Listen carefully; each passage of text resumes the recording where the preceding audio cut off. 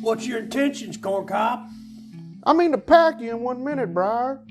I see you smoked at Fort Virginia at Judge Burley's convenience. Which would you have? I think that's bold talk for aromatic shag blend. Fill your pipe, you son of a bitch.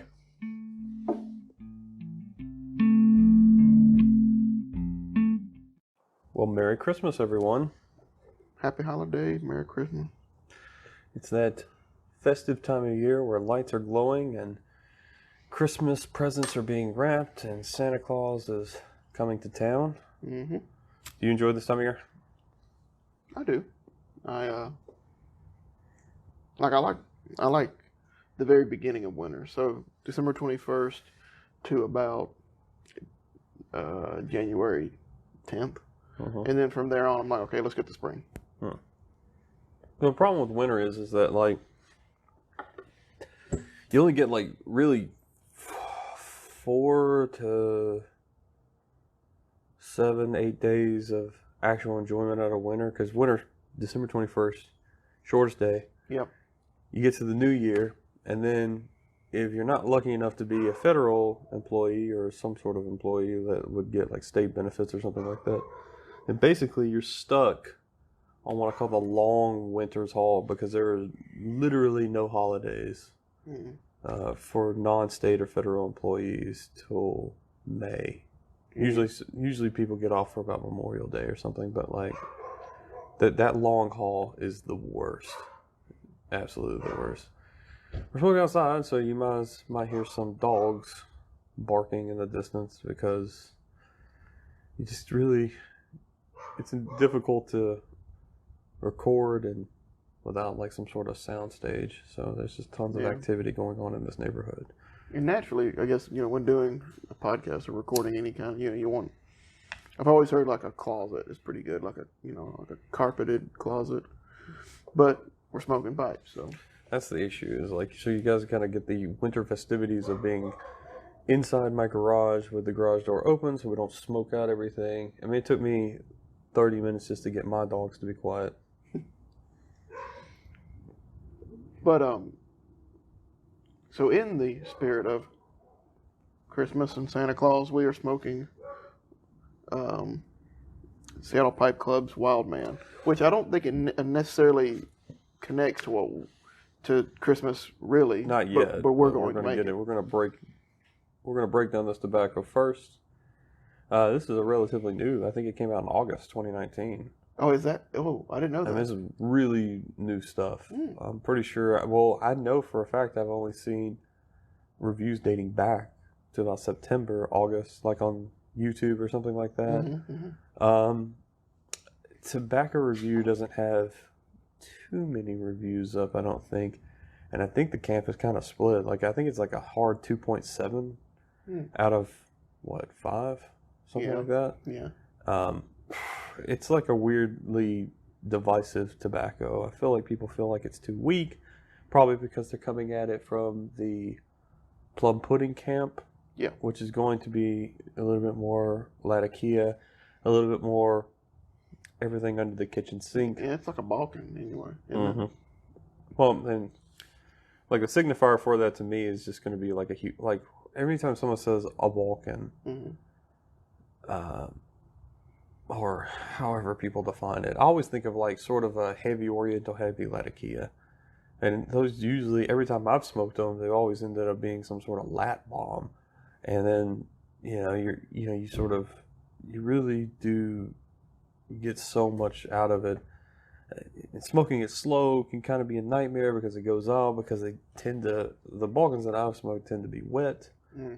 And they're actually difficult to control, in my opinion. But I mean, I've never been really I've always been the Oriental forward on the English side. And, if I had the choice, I would always go with like holding back on the Latakia, moving forward on the Oriental tobaccos. I feel like they give a spicier, richer flavor. I would much rather have like an Oriental Vapor as opposed to putting in like everything and then top coating it with some sort of whiskey or rum or something like that to try to marry everything up and blend it into one consistent flavoring. But that doesn't mean that it's necessarily bad. It's just I prefer sort of the light, kind of delicate, almost citrusy, spicy flavors of the Oriental to, say, a Latakia, which really has that woodsy campfire, which leads us into Wildman. Yeah. Wildman, to me, as of right now, is a more tame version of plum pudding. I think they've really just taken out the Latakia, if you can really taste it at all. There's an interesting top note on it, which I haven't identified yet, but you can taste that they've really gone more Oriental forward, more Virginia forward, and lightened up the load as far as the Latakia, if there even is any, or just just the way they remixed it. It does taste. It has elements that remind me so much of plum pudding. Yeah. Which makes me think that there might be like a touch of Cavendish in here that's actually throwing off like the way I would normally take in an Oriental forward English. The tin note really reminds me of plum pudding. I mean, it's lighter, but... that's why I have a sneaking suspicion that there's some Cavendish in here. Because to me, plum pudding always smelled relatively sweet. I mean, there's a smokiness to it, but there's a sweetness to it that is undeniable. Coming from... Because last time, we were smoking Nightcap. Coming from Nightcap to this. I love Nightcap. I love Ashton Artisans Blend. But I do like the lightness of this, the pulling back on the Latakia. Well, you don't have to smoke it so heavily. And in fact, so doing, you end up kind of like pulling out some of the minor, subtler flavors. It's really light.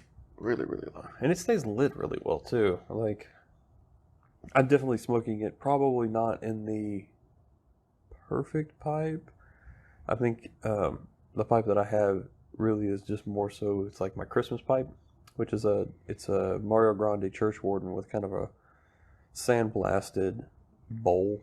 It looks really rough. It's nice, anybody who would look at it would definitely say that it is a Merlin Wizard pipe. And we'll get into why I consider it a Christmas pipe very soon. But, I think it was actually surprising because the theme of this episode will be about the origin of Santa Claus. Specifically, how we perceive him and how he is historically been come across throughout time, be it a bishop from Northern Africa to even connections with Robin Hood or Merlin to a certain extent. One of the books that we'll be referencing is called Santa Claus Last of the Wild Men by Phyllis Siefker. It does traverse a lot of topics. It's a very dense book. Easy read, but a lot of stuff to take in. We will not be discussing all of it. But in terms of something that I enjoy reading every Christmas, this is one of them because it just really goes into that sort of origin, that history of something that I think people really don't pay too much attention to. And like I said, as it's called, Last of the Wild Men, Patrick, looking through a Pipes and Cigars magazine, I think. Yeah, I think so. Accidentally stumbled upon this new blend by Seattle Pipe Club. And the irony of connecting this book to a tobacco just out of nowhere was, I don't know. I mean, it was just so perfect that we ended up ordering it straight away. Yeah, because I want to say that, so sometimes, we'll have stuff sent to our work, just for ease of convenience. And before we have had some blends sent there. And so they have Zach's address, or Zach's mailing address for Pipes and Cigars, I think is the word. It is. So the magazine came, or the catalog came, and he just walked in one day, threw it on the desk. It was like, here you go. I'm like, I already had one, but he just threw it down. And then randomly I looked at it, I flipped a couple pages and saw Wild Man. I thought, ooh, You know, I had already bought the book after he had talked about it, and then it slipped my mind for like a week, and then I remembered, and I was like, oh dang. When he brought it up to me, he goes, "What do you think?" And I was like, "We need to get this." I was pretty much on top of that, but before I could even get to pipes and cigars or smoking pipes to place my order, Patrick's like, "All right, it's on its way." I was like, "Good Lord!" It was over like a 5-second text conversation. It was just like, "Hey, look at this snapshot." And I was like, "That's amazing." I went to Tobacco Reviews, just read a little bit about it, and I was like, "Let's take a gamble. This is too perfect." Yeah. And before I could even say like I'm about to order it, Patrick had already purchased it and had it coming on its way. Yeah. I mean, it was just a stumble of luck, and you know, I'm happy we got it because I mean, it's a really good blend. I was not expecting much. You know, I thought it was gonna be like a one-off. You know, like not to speak ill of previous blends we've smoked, but Thanksgiving Day, I mean, there's nothing to really talk about too much. I mean, well, any type of like heavily perfumed, sweetened Cavendish, even if it did have some like aged burley, I have even aged burley to a certain extent. If it's not dark fired or has some other accent to it, it marries up with flavors so easily, and sort of creates like a plume of smoke in your mouth. Like you're really not doing anything but just masking everything and having it blend with the burley, which isn't doing anything for me. Yeah. Like I said, like, you know, burley has a tendency to really just take on whatever flavor is put around it, which is good if you're into, you know, a heavily flavored Cavendish or aromatic. Yeah. I guess technically Cavendish doesn't absolutely have to be flavored, but in this case it is. Burley's what's in most cigarettes, right? The bigger part That's of right. it. Because it's just a smoky thing. Right. It's like a filler. They also do, like, one of the things about burley is it does have a huge nick hit too. Which is crazy because y'all probably heard this 1,000 times, but I'm not in it for the nicotine hit. But I tend to lean towards burley blends. That's, you know, I mean, they're not bad necessarily. I think that like the reason why I enjoy burley, because a Kentucky Fire, that's a burley. Yeah. Isn't Latakia a burley? What is Latakia? I think it's Izmir, then smoked. I could be wrong. Oh, so it to get it, you do the same as you do to burley to get dark fired. Right, but you know, so just a little bit different because it's a different tobacco, so it takes on different characteristics. And then I think they smoke it for way, way longer. Latakia. I could be wrong. I mean, there's an old myth that like they smoked it with like camel dung, but pretty sure that's a myth. So, but I mean, like it's usually like hardwoods, sweet woods, things like that. And they smoke it, it gets that sort of almost aromatic quality to it. But I would call it that campfire aroma. And the stuff is so strong. For Latakia? That's right. Yeah. And the stuff is so strong that, man, I mean, it's good when it's done right. But it can be very overpowering. Well, because there's two blends that we both sort of enjoy. I mean, I like Star of the East, and then what's the other one that's like it? Commonwealth. I mean, they're like half Virginia, half Latakia. Yeah, usually, I think. And they're both good. Yeah. There's nothing wrong with it. I think it's kind of into what you're into. And like I said, that's such a subjective thing because you can like it. I like it, but I typically lean towards an Oriental Forward or a light English.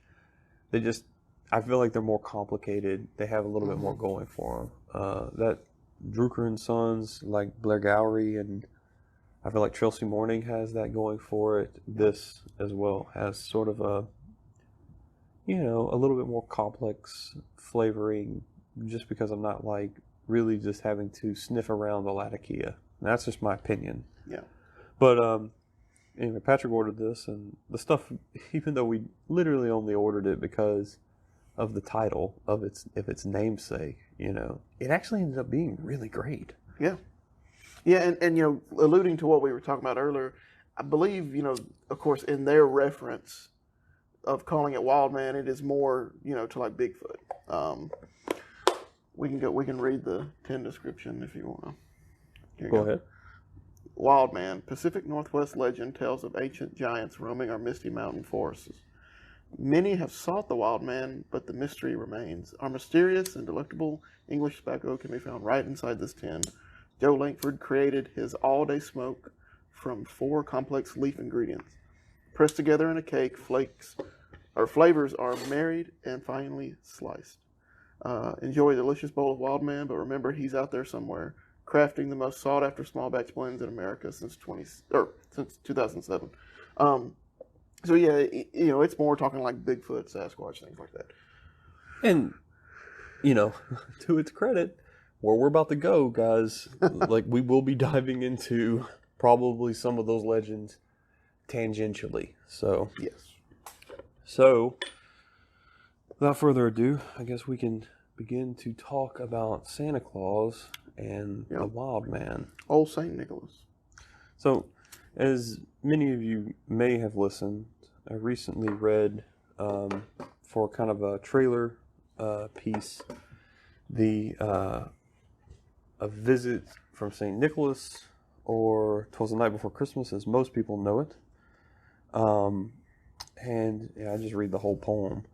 But I wanted to briefly touch on a couple of notes inside the poem to kind of give you guys a little bit more direction. And I've got it right here, so I'm just going to reread it. Down the chimney St. Nicholas came with a bound. He was dressed all in fur from his head to his foot, and his clothes were all tarnished with ashes and soot. A bundle of toys he had flung on his back, and he looked like a peddler just opening his pack. His eyes, how they twinkled, his dimples, how merry. His cheeks were like roses, his nose like a cherry. His droll little mouth was drawn up like a bow, and the beard of his chin was as white as the snow. The stump of a pipe he held right in his teeth, and the smoke it encircled his head like a wreath. He had a broad face and a little round belly that shook when he laughed like a bowl full of jelly. He was a chubby and plump, a right jolly old elf, and I laughed when I saw him in spite of myself. A wink of his eye and a twist of his head soon gave me to know I had nothing to dread. So, in that quick passage, you don't see basically the incarnation of Santa Claus that we know today, like at all. Yeah. Absolutely. It mentions nothing about red. Mm-hmm. He is the Santa that the sort of the last vestige of that Santa is occasionally you'll see a pipe. Mm-hmm. It's not always evident. It's not always there, but there is a little bit of every once in a while. I mean, like now that tobacco is so taboo, people occasionally put out like a pipe every once in a while on like old drawings from the 50s or something, but yeah, there really isn't anything like that anymore. Coca-Cola definitely wouldn't, I mean, Santa Claus's pipe has essentially been replaced by a Coke bottle. But as he says, he's like an elf. He's short, A lot of people always question how a big old dude like Santa Claus could actually fit down a chimney. Well, in this poem specifically, he's described as an elf with 8 tiny reindeer. And a miniature sleigh. Yeah. This is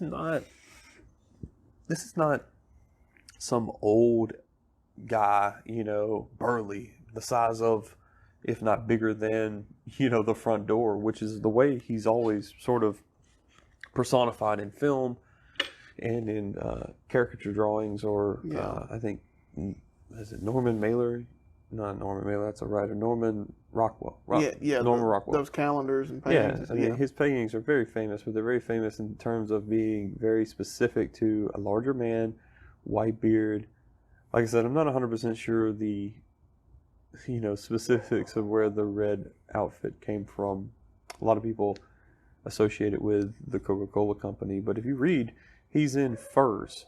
He's covered in soot and ash. He's got, probably in this case, because of the time period, a clay pipe clenched in his teeth. He's probably smoking up something real harsh. If he's even smoking tobacco at all. I mean, this is in the terms of the book, a wild individual. Yeah. Who's come smashing into the house, clattering everything up, tearing it down, throwing himself into the chimney. He dashes through, throws a couple of things in, up the chimney he goes, and then goes clattering off into the night with the magic power of, essentially like a superhero, a being of another, plane of existence. You know, I mean, this is almost like a god in the Greek sort of Roman sense. Mm-hmm. And the reason why it feels that way is because literally that is where he comes from. The origin of Santa Claus, as it has always been told, has been the bishop to, the Saint Nicholas, the bishop of, I think, Northern Africa or Turkey. It might have been Turkey. Yeah, I think it was Turkey. It was Turkey, and he's a saint to young boys. I mean, there are images of him, saving children. He is, the patron saint of young children. I think. Yeah, something like that. Even choir boys to a certain extent, orphans kind of thing. Yeah, I think it gets specific. Because he was like one of the youngest bishops ever, like a very, very young bishop. The story goes that when they were trying to replace the current standing priest or bishop, it was given to them by an angel or God himself that the first person to enter the church would be the next bishop of that community. And sure enough, young, 5-year-old Saint Nicholas, walks in, and they basically sanctify him right there, I think, or decree him. I'm not sure what the terminology is for when you become a part of the papacy or become indoctrinated or brought into the priesthood. But right there in that moment, he was dubbed, a priest, and he was ordained by God or an angel or whatever. I mean, that is where most people see it. And then over the years, they see this Turk going around delivering gifts, being friendly, and somehow that character sort of blended his way through time to be this elf crashing through chimneys.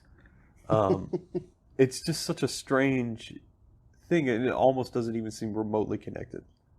No, and that's one thing about this book that, it took. So I've read half of the book, and just I think it's the fourth or third chapter alone, there's so much information there, and there's so much. And what I enjoy about it is what I'm getting to is the author.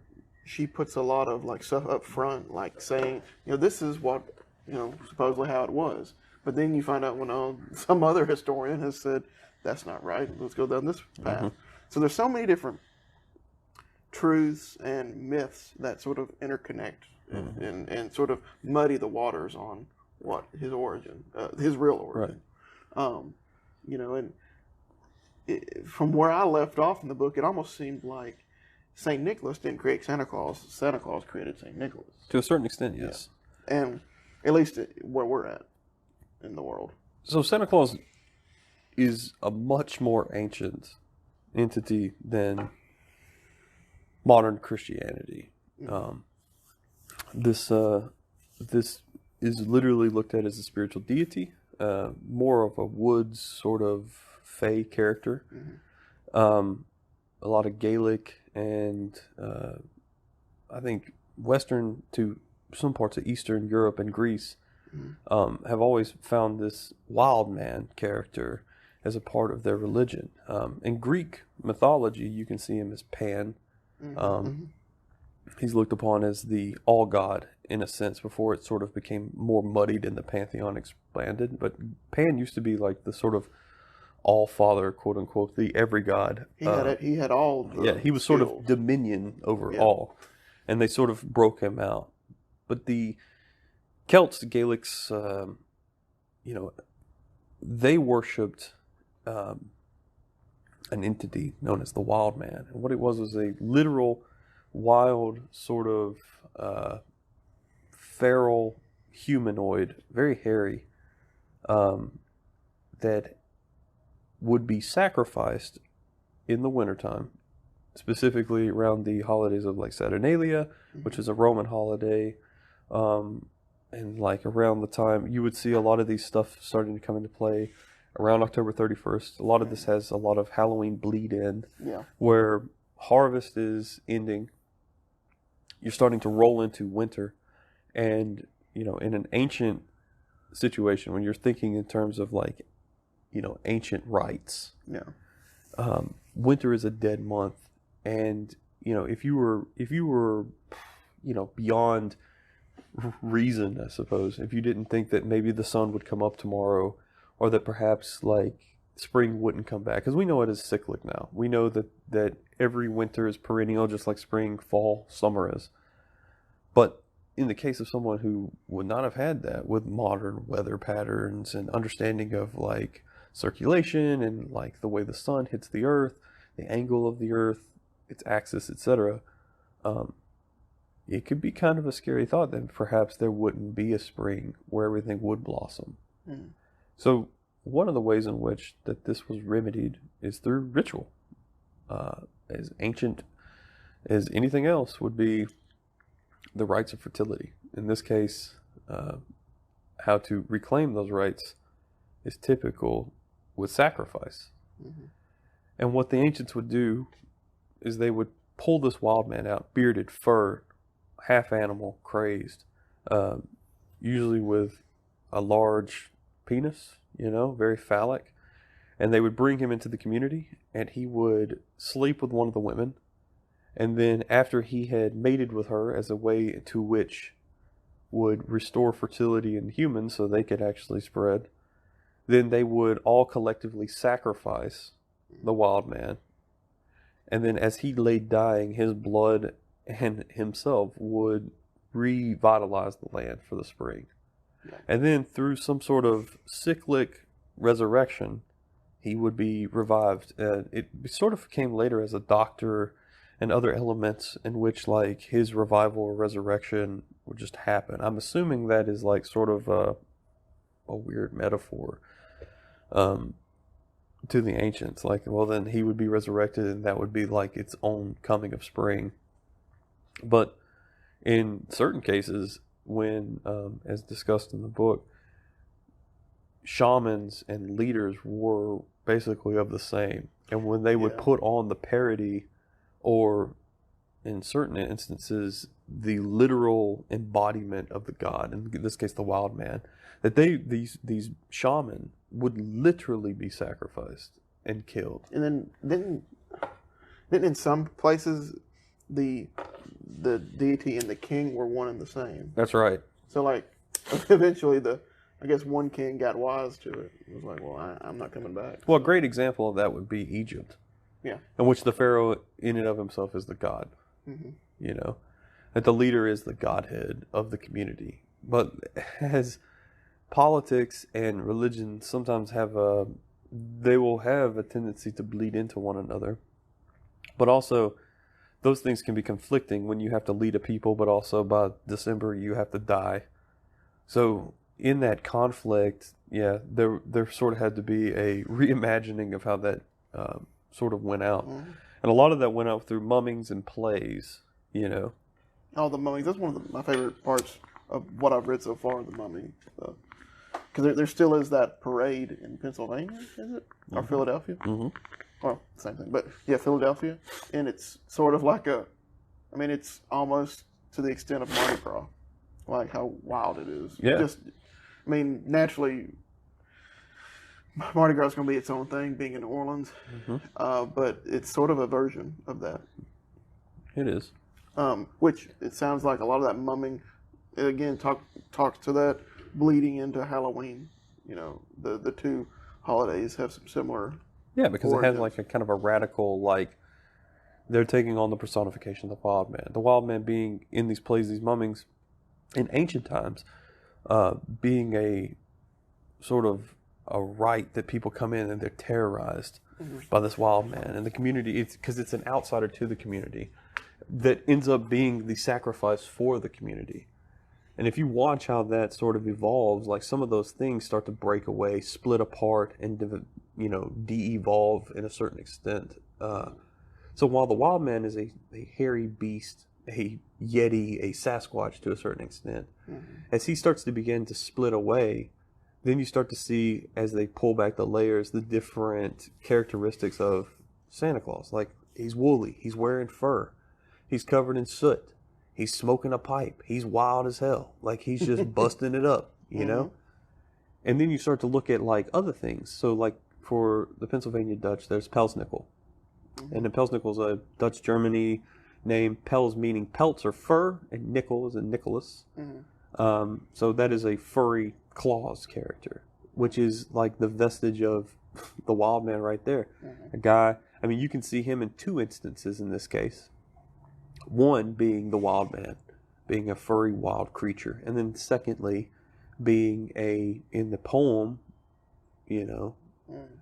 a fur-covered, soot-covered elf, jolly, sort of a merriment. Something that's going to bring fertility and festiveness to the land. Yeah. But at the same time, completely separate, completely different. You're not sacrificing Claus. No. Claus is just bringing you stuff. Pelsnickel's the same way.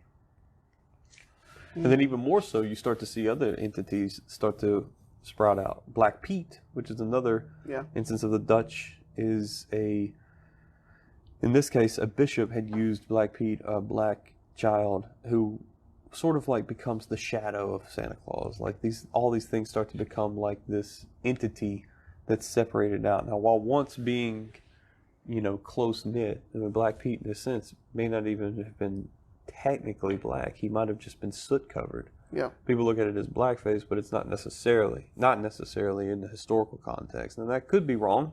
Yeah. But at the same time, if you're talking about soot-colored wild men, mud-covered, that's what they're trying to represent. It just happens to be bastardized over time, and then it starts to split away. So in, I think, Dutch culture, the fellow who follows the bishop, St. Nicholas, is Black Pete, and one of his roles is to punish children who have been wrong or acted out. Yeah. Which is probably the reasoning we have coal or black coal that gets delivered out by Santa Claus. So like I said, some of these vestiges still exist. Yeah. It doesn't necessarily have to be a personification. It's just something that Santa Claus doles out himself. Just like Krampus, a wild beast monster, is another really spin-off from the wild man and a split away from Santa Claus. So you have the ultimate good and the ultimate evil. And these sort of things start to take on these new roles. In this case, the role of fear. In those parades, and when they would bring out the wild man, people were literally scared to death. Yeah. Mircea Eliade, who's a Romanian philosopher, he wrote The Myth of the Eternal Return and Shamanism.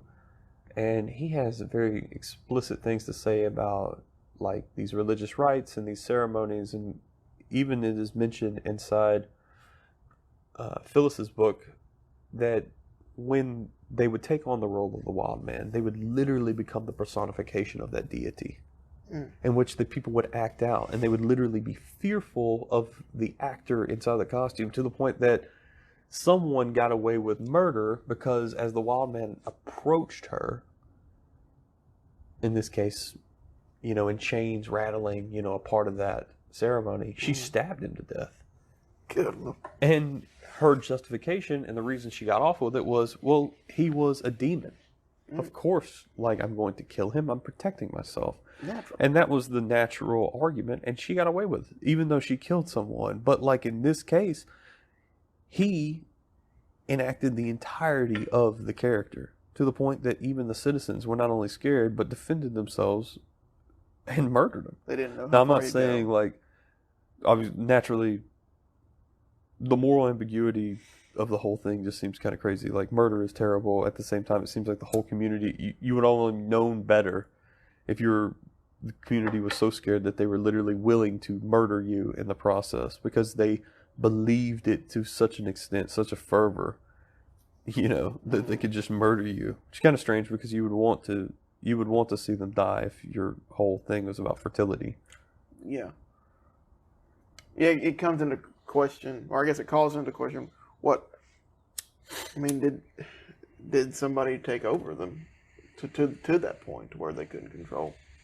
Well, from a purely sociological aspect, just the fervor of the community, the season, and how you feel like that thing, because you got to think, it doesn't make sense to us, but if you were to talk to, say, a Christian, I mean, I am one, you're one, so to a certain extent, there is call to say that someone could be possessed by a demon and they could act out these rites. And that is a normal thing for a Christian to say when observing something to its extreme. Now, if you take out the superstition element, right? And to us, in other words, we're not going to say they're possessed by a demon, but they're possessed by the fervor of the community. And what is a greater fervor than the survival of the community? If they don't think that they put on an act that is one to give back to the land, and they don't put it on strongly enough where they can't, you're literally damning yourself to a certain extent. You're killing yourself. Even to sacrifice your own life in that case would be, I mean, it would be the same either way in your mind. Yeah. So the possession in and of itself is like social, almost brought on by something even more extreme, the continuation of your community. I mean, it's kind of like a long shot, guys. So like I said, before we go any further, I'd like to give like a small disclaimer. Please read the book. Please find a place to disagree with me and come after me. Like, because I want to know the truth. And this is just kind of Patrick and I's rumination on what we've read. Yeah. And we want to share it because we think it's so fascinating.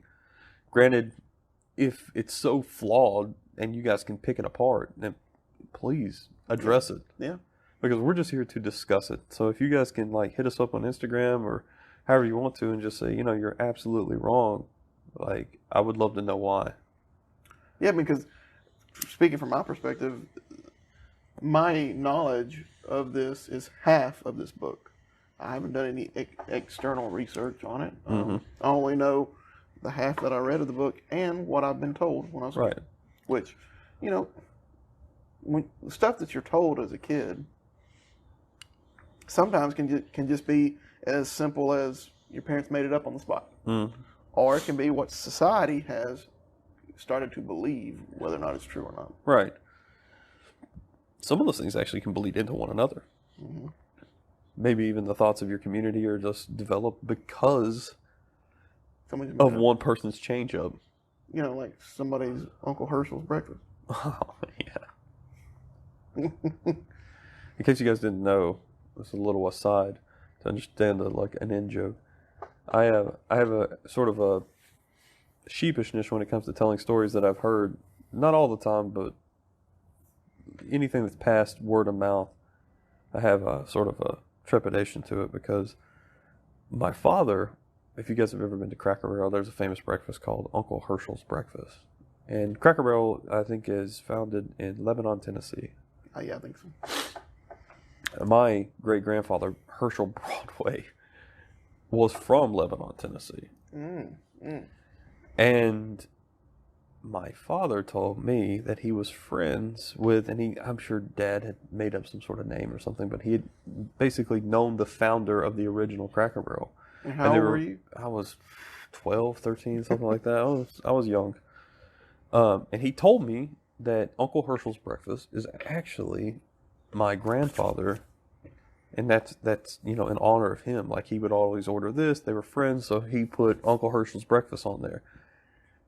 For at least 7 years, I told everyone I knew that Uncle Herschel's Breakfast, which is what I ordered, which I will not order ever again, by the way.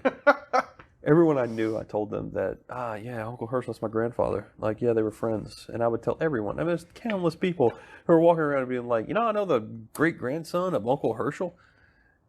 And I just, I just thought it was such a fascinating thing. And it was told with such, conviction by me, to me, by my father. Anyway, I went to Cracker Barrel, I suppose 7 years later, with my dad. And I go, I'm going to get Papa Broadway's breakfast. And he goes, what? And I go, Uncle Herschel's Breakfast. It's Herschel Broadway. And he goes, son, I was lying to you. And the sheer terror that came across my face, and that I've been lying to people for years, not of any fault of my own, but that's do you know how embarrassing that is? Like, everyone I come across, I have to be like, yeah, you remember that time I told you it was my grandfather? Yeah, that was a lie. Told to me by my father, who I believed because I was young, and I spread it like wildfire because why wouldn't I? Why wouldn't I? So, but that's not the only instance of this. We're not going to discuss the other one, but I really, that's the second time, and that's the reason Patrick knows that other story. I'm not going to give the details of this other one. I just want to tell you the far-reaching implications of it. Is that Zach told this other story about someone he knew in college, and I had just the week prior been sent a link to a video of a YouTube channel where they talk about the same story. Mm-hmm. And then I was like, that sounds so familiar when he told me the story. I'm like, I've heard that before. And so I'm just saying, like, it's just funny how it sort of has, I don't know, it sort of created some kind of gun shyness to you. Oh, yeah. And in my defense, stories. like, the story that I told could have been the original. It could have been. The likelihood of that happening is so slim that I refuse to tell that story ever again. I won't do it because I don't want to be made. I have plenty of stories to tell That are real. That happened to me firsthand. Interesting. Right. So when I tell a secondhand story, you know, I'm going on faith that the person originally had told me that. Because, I mean, that's true. I mean, like, he was my friend. He told me a lie. My father is my dad. He told me a lie. And I spread that lie. And then someone called me on it. Or in the case of my dad, no one called me on it. And I just been spreading a lie until he righted himself. You know? I mean, there is a slim chance that Uncle Herschel's breakfast is my great-grandfather. It could be. A super slim chance.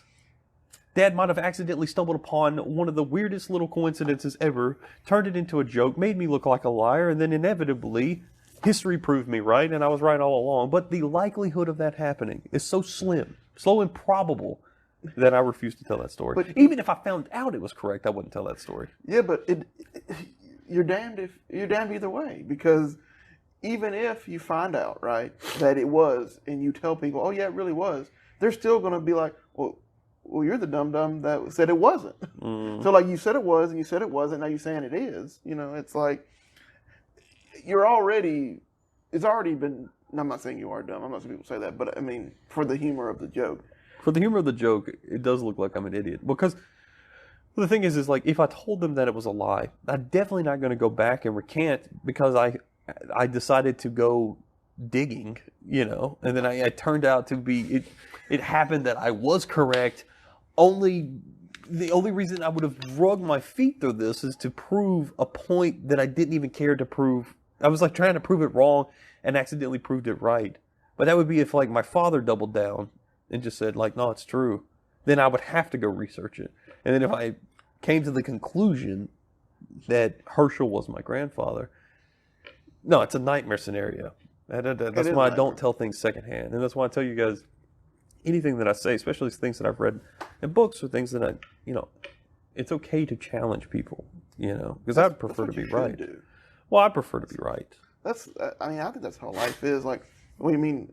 I'm not going to say the old cheesy, like, it's the world we live in nowadays, today's world. It's always been that way. Like, I think people feel more comfortable talking to people that agree with them. Right. But that's wrong, though. Like, I mean, I'm not saying you're wrong sharing interests is a good thing.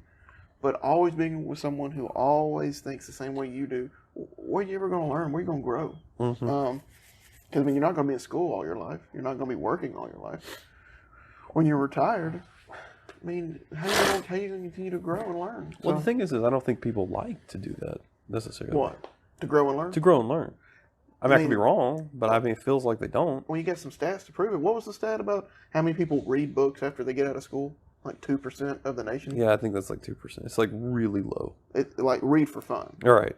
And that's, I mean, there might be correlation there, not causation, but still, like, it's things to think about, you know. And that's just pleasure reading. That's not academic reading necessarily. I mean, I imagine that we've been averaging about 90 to 100 listeners right now. Yeah, you know? Yeah. So, you know, I mean, I imagine if we're lucky, 10% might go find this book and read it. Now, that's actually, I feel like that's a little loaded. I'm talking about a general, the problem with the pipe community, and it's not a problem, so you guys, I consider y'all brethren in the smoke, or however you want to phrase it. They're just a terrible sampling, because a lot of them are really educated. But yeah, I was going to say, we're talking general audiences. The pipe community is so different. and that's probably who's listening. I don't know of anybody out there that listens to us that doesn't either know pipes or smoke pipes. I could be wrong, but if you have stumbled upon us some way and you don't know anything about pipes, if you have, that's the reason we talk about pipes and tobacco at the front. We usually try to unload. We found that if we don't front end load for unload at the front, up front, the information about tobacco and pipes, then we end up getting caught up in whatever it is that we're discussing. Yeah. Now, sometimes you get lucky and we get long-winded about pipes and tobacco. But, really, like we said before, we ought to be called Sidetracked. It should be the name of the podcast, because we just go down rabbit holes and get sidetracked and go off all these crazy things. Half the time I feel like the only reason we call it PipeCast, minus the upfront information about tobacco and pipes, which I think we've done a lot of, and hopefully we're going to delve more into that. I want to do another tobaccotology this year. Yeah. Or in 2020. But it's because like a lot of our conversation has, and a lot of our PipeCast is really and truly, you're capable of turning us on, lighting a bowl, and you can smoke the entire bowl. And by the time you're done with the bowl, you're done listening to us.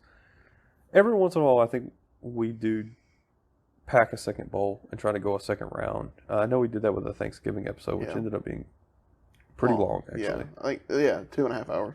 That's there's 95 listens to it, though. I don't know if that's their full listens, if they just like gave up, but I mean, you could split that up and probably smoke 2 bowls if you're interested in that kind of stuff. And I think like if that's the case and we find that people are interested in this, I think we're going to try to at least find specific topics that we can read on and try to like things that are at least interesting to people. And I find the Santa Claus things interesting. I think if you really think about it, knowing sort of the origins of this pagan fertility rite is it's different, at least, Yeah, and I have to commend the author, because she points that out at the beginning. The research all started when her child asked her, who's Santa Claus, and she was like, I think, again, read, if you're interested, read the book. But from what I remember, she basically was saying like she was toying with the idea of just go ahead and just saying, hey, there ain't no Santa Claus, it's made up. But then, of course, the normal people are like, you're going to ruin his child or their childhood or whatever. Right. And then people go into that, well, he's a state of mind stuff, or like whatever. Yeah, it's just, but basically she then took it and said, well, if I'm going to go along with it, let's figure where he came from. See, personally, for me, with my children, when I have them, I may change it by the time this happens, but my thinking is, Give them to about 10 years old, and then be like, pull them to the side and be like, look, man, Santa Claus ain't real. Don't tell anybody. If you got buddies that still believe, just play along, but just, Right. Give them a few years where you got to put out the milk and cookies and the carrots for the reindeer, and you get up in the middle of the night and eat them and eat the cookies. Right, and in no way do I think that something as magical as Santa Claus, the Tooth Fairy, I'm not a big fan of the Easter Bunny, but like leprechauns. I don't know why I don't like the Easter Bunny. Maybe because like I didn't celebrate Easter in any other way than the religious way. Yeah. So like to me, like there was no Easter Bunny that brought anything to me. Heck, I couldn't even really understand why we collected eggs during Easter, which is probably something we're going to get about talking to in the spring. But like outside of those, like Cupid and Valentine and Halloween, like I think all that stuff's fine, even though that it draws upon heavy pagan influence, to the point that the Puritans rejected the idea of Christmas altogether because they knew what it drew a lineage to. You know, because you're talking about like Catholics trying to take on Western Europe, and the way they did that, their missionaries really put it upon themselves to convince the leadership, but basically the underclass, the lower classes, they kept to the old gods regardless. And then the church ended up recruiting shamans, mystic leaders to be a part of the papacy, a part of the priesthood of the Catholic Church. And naturally, they kept on with the rites of the old gods. So, you're seeing these semblances even, pushed out by, the state in a certain sense, or like a large mass religion.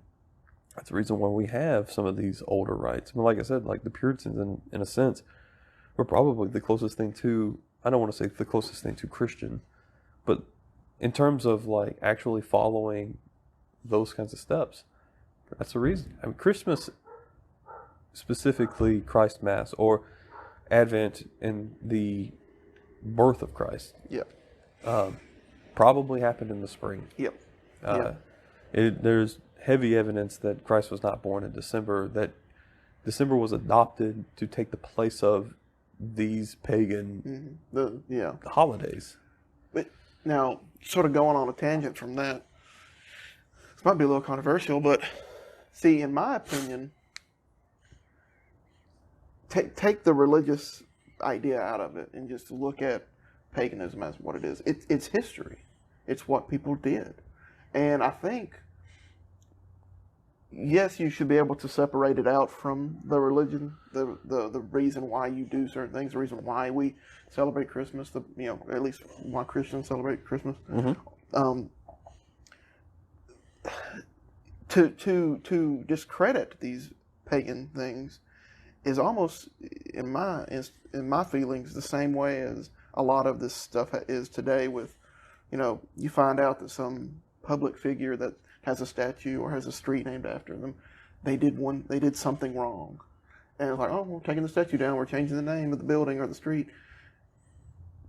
I mean, you're sort of rewriting history and trying to gloss over things. And it does seem like, to a certain extent, it would be as if, like, the only difference in that I can kind of argue. Yeah. So I'm going to use a normal, common example. Okay. Yeah. This is a known example. Martin Luther King, great man, civil rights leader, pastor. Also had a womanizing streak, witnessed another woman being raped, and then instructed the individual who was raping her on how to rape her better. These are all documented cases. Now, that does not take away from the man in the civil rights, and I don't believe it takes away stuff. Now, people want to strip down his statue. Yeah. Just like they want to strip down Civil War statues and stuff like that. The difference, though, is this. In a certain sort of flip, Santa Claus sort of was a rapist to begin with, and now he's not. Like, so it's like, it would be like, right. It'd be like if he grew into a civil rights leader from raping. Like, so that's not, like, to a certain, to a funny point, it's sort of worse that we're still infatuated with Santa Claus, because he sort of started out as not good. Yeah. And then became good through our own rewriting of history. Well, Martin Luther King, all his stuff is being sort of stripped away because of this instance. And I'm not saying what he did was right, and it is not for me to judge on him, but he did do some good things. But my point to Patrick is it does seem like, historically, Santa Claus, to a certain extent, was sort of a rapist to begin with, and then sort of became the leader of the civil rights movement. I don't know how that's probably done.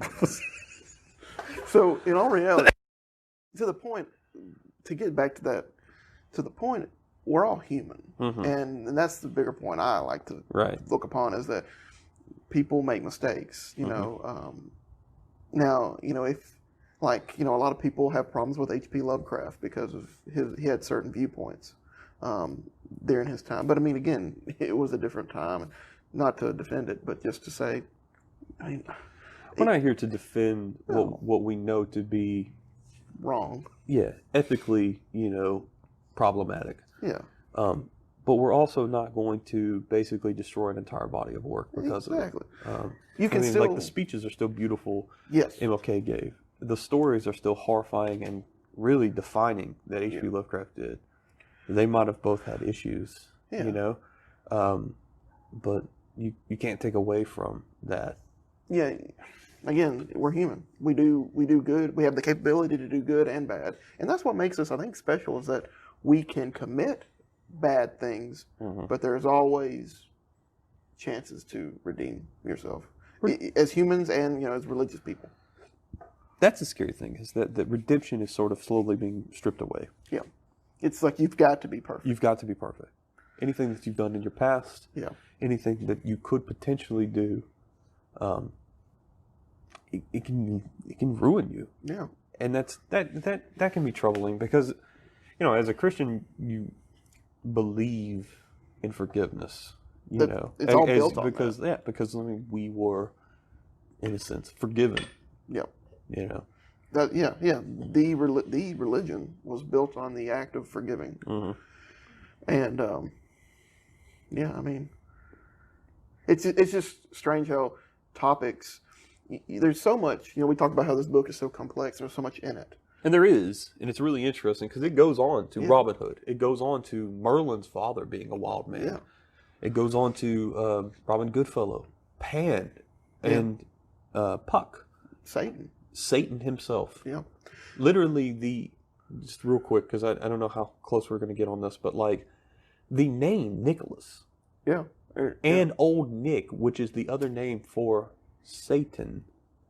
Yeah. I mean, these two entities come out of the same thing. The reason that we understand Satan as a claw-footed, pitchfork-horned individual is because that is literally the definition of a wild man. Mm-hmm. To the point that even horns on a hand, horns in a head, is another description for a cuckolded male. Someone whose wife's been sleeping around with another person. That has another depth extension to the fertility rite of the wild man coming in. Because prior to, was it Pope Gregory? There was no image of Satan. The Bible didn't have images of Satan. No, I mean he was an angel. Yeah, the only I think. But Gregory's war on the wild man is what basically gave this specific, flair, I guess, to Satan. Now, and in reality, that's what I've said this numerous times. It's even funny because you can almost flip the letters around. You can. Well, I was going to Santa say, and Satan. Yeah. But that is where we're seeing that. I mean, the Krampus itself, horned, fanged. I mean, that is you look at it and it's like, well, that's the devil. Well, it's the wild man. Well.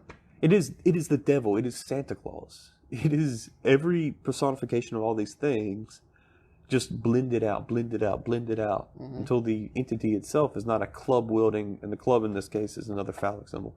Fertility rite deity. It is a roof jumping, reindeer riding, gift giving, holly jolly magician, basically. Yeah. I mean, what was once a rejuvenation of the world to a certain extent in the community really sort of became just a magician, an elf. Yeah. I mean, because that's the way he's perceived now. He's not perceived as a god. He has powers that are, pretty powerful. I mean, you can get around the world in one night. That's pretty intense. But that doesn't mean that it's a deity anymore. Now it's just some guy. Yeah. To make it even more digestible, they also say that he does this out of love of children, and then he wanted to do it on the most holy night, which was Christ's birth. And all that's like wrong. It just so happens that they moved Christ's birth to compete with Santa Claus, and then he became sort of like this forebear of the times, and then that becomes like completely muddied all the way down. I mean, to the point that not that this matters to me, because it really doesn't. Because I think there is probably another conversation for another time about architecture of religious sites and churches itself, but to the point that a pagan symbol like a Christmas tree, or almost a Greek pagan symbol, the wreath, which is to Apollo, Yeah. When I see a Christmas tree on the altar in the church, I always question what the rationale of that is, because there's nothing. I mean, it's not the cross. Granted, to me, the church isn't a holy site anyway. It's just a building where Christians or believers congregate. I just think it's interesting that other believers have this Christmas tree up front. I've seen this, and it's always startling to me because I'm like, you guys know that this is not exactly what you believe. But the thing is that's the interesting thing. It's almost like it's been reclaimed by another religion. Well, I think it goes back to what you're saying, that the church hired old leaders of the old religions and wanted them to teach Christianity. Of course they're gonna. I mean, it probably comes from that. I know. I grew up in a Protestant church, the Church of Christ. You won't find any Christmas. You won't find wreaths. You won't find Christmas trees in the Church of Christ. because of that reason. Right. They won't do that. And it, to their point, makes sense. Yeah. But also against the point, like, it doesn't matter. I don't think anyone goes into a church and worships a tree. Yeah, like it's a little bit different. It's almost like become this whole other thing. The funny thing is like how over time people have just forgotten. I got a Christmas tree in my house. It doesn't mean I'm trying to ward off evil spirits. no, it's But just over an extended amount of time, people just forget, and then tradition just becomes commonplace or the norm. Yeah. It's the status quo. That's the fascinating part about it. It just is what it is. So we could not recommend this book enough. We probably won't get into everything, but we don't really want to get into everything. I want you guys to read it. Yeah.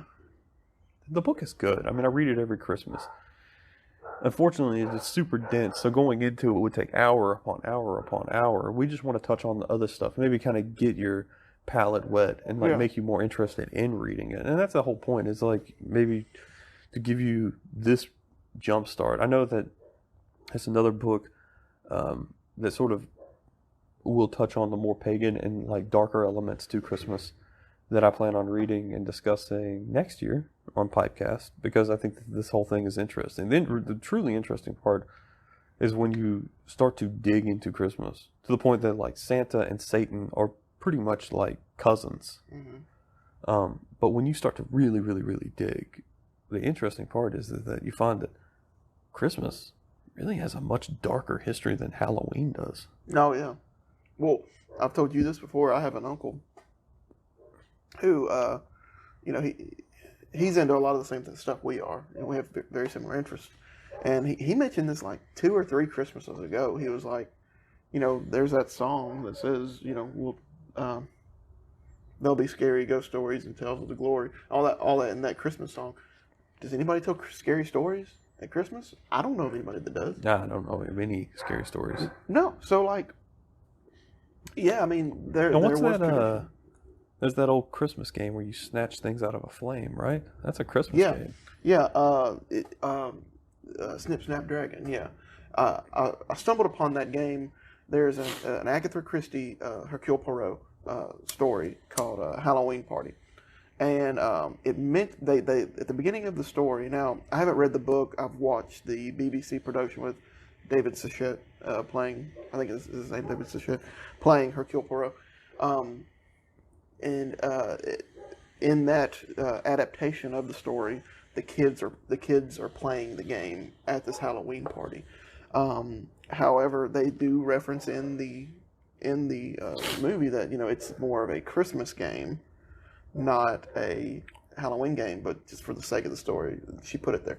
But yeah, it's more of like it's just like a bunch of raisins are put down in like a sort of like a pan, and it's filled with brandy or some kind of liquor of that sort, and you light it on fire, and then the kids are trying to grab raisins out without getting licked by the fire, the tongue of the dragon, the Snip Snap Dragon, and there's this whole chant that goes with it. So there are some things that are still out there, just people don't know about it. I mean, I've watched YouTube videos of people playing it, so I mean, some people know of it. Some people know of it. But it's not commonplace. It's not like because, I mean, like, you start to lose sight of those things, I mean, to a certain extent, I would say that so they're the old gods, say, right? Yeah. We'll say the Christmas tree, the wreath, Santa Claus, wild man, right? Pagan. Sort of replaced by the new gods, and we'll call those Christ, the cross, the church, the papacy, things that would, basically lead into the new religion. Yeah. And then now, really, they've both taken a backseat to the neo-gods, which is, I know this is going to sound very far extreme to some people, but like, I think consumerism, greed to a certain extent, and just like mass consumption. Not to say that like consumerism is bad. You can't like place like the bucket on just one thing. You seem like consumerism. Well, I mean, people have to consume. I mean, that's just the nature of it. And if you everything does stuff. consume. Yeah, if you have things, I mean, you are a consumer of sorts. Yeah. And I think it's the love and the sort of consumption and the love of money and the love of these things that have sort of taken precedent over the love of family, the love of community. I mean, it sounds like, it's funny because it does sound like very hippie-ish, maybe would be a good word, very new agey.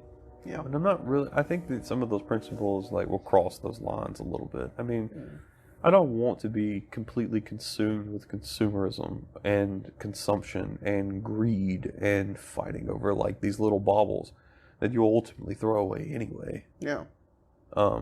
But there's nothing wrong with giving gifts to people. But I do enjoy spending time with my family more than I do buying things. And I feel like, again, this is a half-formed idea, so I could be wrong, but it is interesting to think that the wild man came from the idea of,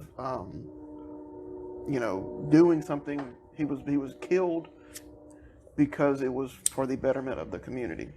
And then, we slowly have evolved now to this point where consumerism is more, the act of getting someone a gift and all this business. And I think the community, as in the more like micro community of your family, has taken a back seat. So now what is the next logical step possibly is a swindle back or a swing back to doing something more community based. What you're seeing, I think, is where you're going, right? Yeah, so that's what I'm saying. Like, I'm not saying we're going to get to the point where we're killing some kind of false deity, but it's interesting to see where we will go when we get closer back to that.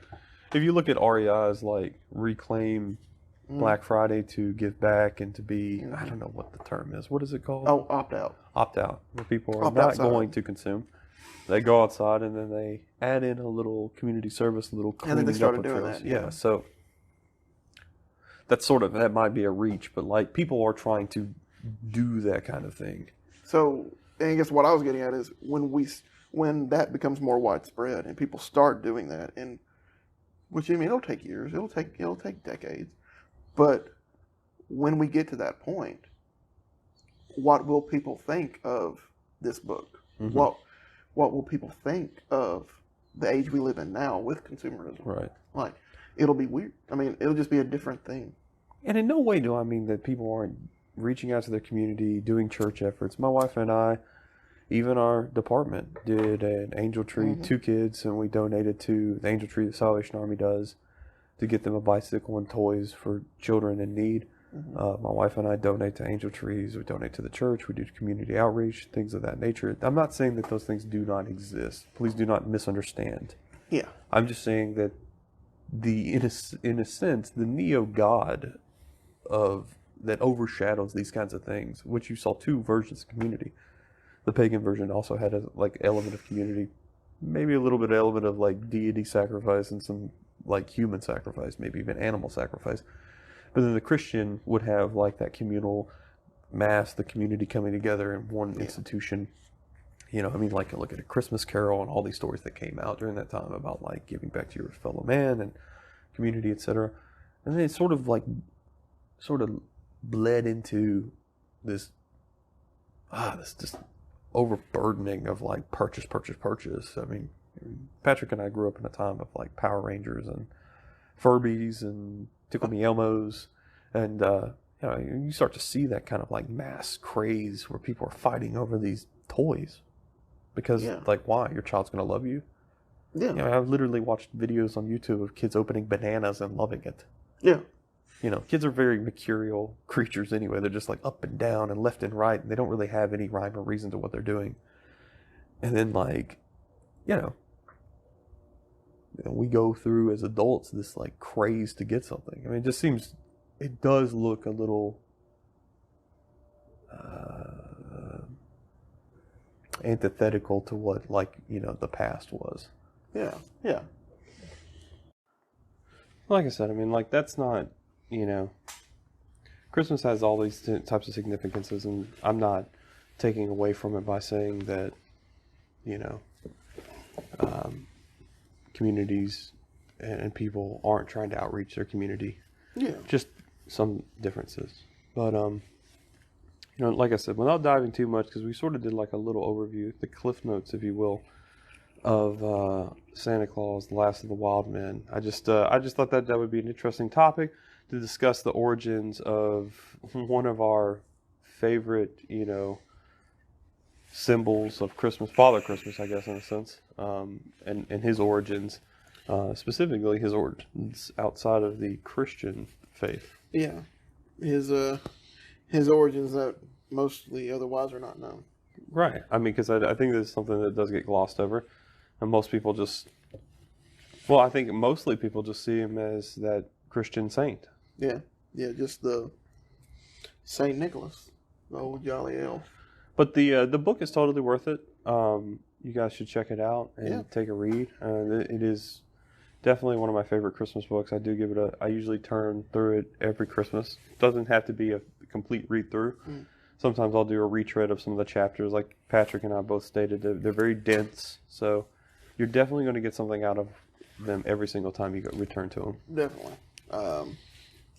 I appreciate Patrick because Patrick he got through half of the book. I think he's going to complete it though. You said you were going to finish it up. Yeah, I'm going to try to complete it before the end of the year. But I appreciate him just picking it up because he was listening to me just constantly talk about it. And then it was funny because Patrick had the great idea of going through the Thanksgiving traditions. And I was like, you know what? Let's talk about Santa Claus. Yeah.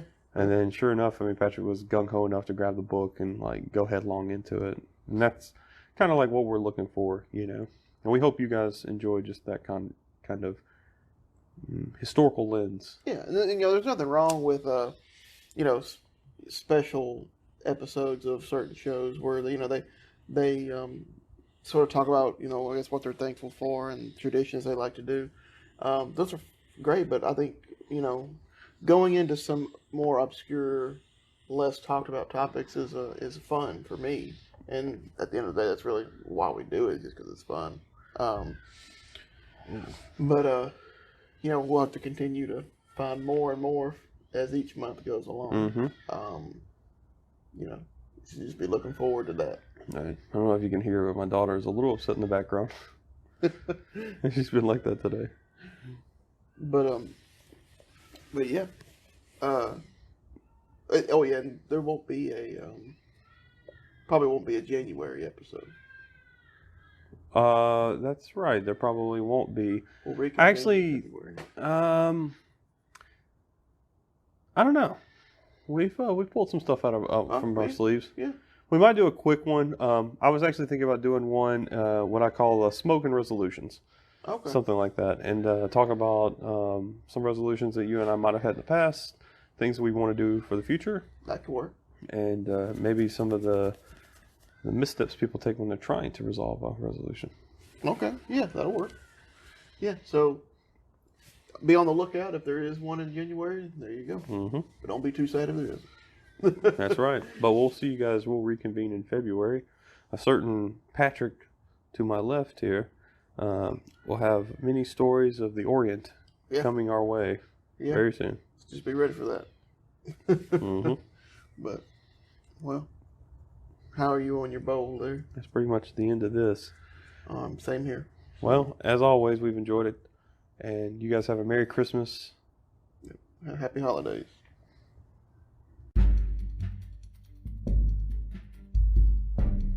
When you smoke with us, you smoke with the best. Pace is lightning. Expectations high. It's going to come at you fast. Come at you hot. Going to come at you wet.